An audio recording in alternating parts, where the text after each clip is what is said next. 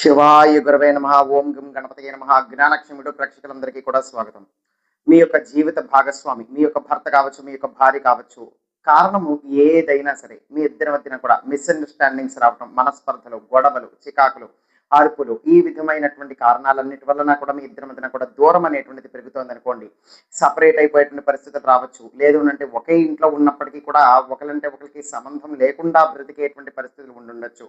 అటువంటి వాళ్ళు అయితే ఇప్పుడు ఈ యొక్క పరిస్థితి మీరు మీ యొక్క భర్తతో ఇబ్బంది పడుతున్నా, మీ యొక్క భార్యతో ఇబ్బంది పడుతున్నా, ఒక 2 రకాల యొక్క పరిహారాలలో ఏ ఒక్కటైనా సరే మీరు భక్తితో, శ్రద్ధతో, నిర్మలమైనటువంటి, స్వచ్ఛమైనటువంటి మనస్సుతో మీరు ఆచరించండి. తప్పకుండా ఆ యొక్క భగవంతుడి యొక్క అనుగ్రహం వలన మీ యొక్క జీవిత భాగస్వామిలో మార్పు అనేటువంటిది వచ్చి మళ్ళీ కూడా మీరు కోరుకునేటువంటి విధంగా ప్రేమ పొందేటువంటి అవకాశం అయితే ఉంటుంది. ఏదైనా సరే ఒక శుక్రవారం నాడు మర్చిపోకుండా ప్రతిరోజు కూడా వరుసగా ఒక 11 రోజులు లేదా వరుసగా ఒక 21 రోజుల పాటు ప్రతిరోజు కూడా మీ యొక్క పూజా మందిరంలో ఆ యొక్క లక్ష్మీదేవి దగ్గర 2 దీపాలు వెలిగించండి. ఆ లక్ష్మీదేవికి వేడుకుని అమ్మవారికి ఇష్టమైనటువంటి పాయసం కానీ, పరవన్నం కానీ నైవేద్యంగా అమ్మవారి యొక్క ముందర పెట్టి ఓం శ్రీ మహాలక్ష్మ్యై నమః అని కళ్ళు మూసుకొని ఒక 108 సార్లు జపం చేయండి. అయితే జపం చేస్తున్నంతసేపు కూడా మీరు మీ యొక్క జీవిత భాగస్వామిని తలుచుకొని ఊహించుకుంటూ చేయండి. మళ్ళీ కూడా మీ పట్ల స్వచ్ఛమైనటువంటి, నిర్మలమైనటువంటి ఒక అభిమానపూర్వకమైనటువంటి మనస్సు మీ యొక్క జీవిత భాగస్వామికి కలిగి తిరిగి వచ్చి లేదు అనంటే తిరిగి మళ్ళీ ప్రేమ చూపించేటువంటి అవకాశాలు, పరిస్థితులు ఏర్పడవచ్చు.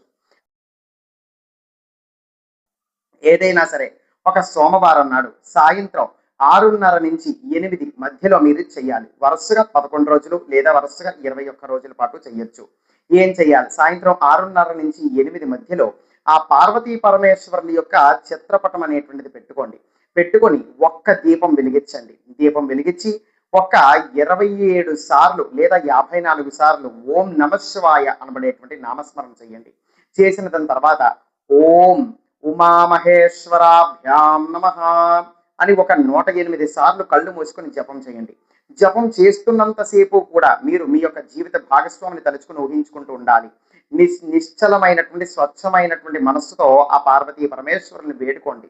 మిమ్మల్ని కూడా మీ యొక్క జీవిత భాగస్వామితో అదే విధంగా ప్రేమ అనేటువంటిది కలిగి అన్యోన్యతగా ఉండేటువంటి విధంగా అనుగ్రహించి ఆశీర్వదించమని చెప్పి నమస్కారం చేసుకుని ఓం శ్రీ ఉమామహేశ్వరాభ్యాం నమః అని నామస్మరణ చేయండి. ఇది కూడా మగవాళ్ళైనా, ఆడవాళ్ళైనా ఎవరైనా సరే ఈ యొక్క పరిహారం అనేటువంటిది తప్పకుండా ఆచరించవచ్చు.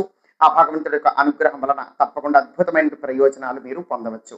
సర్వే జనాశికిన భవంతు. శివార్పణమస్తు.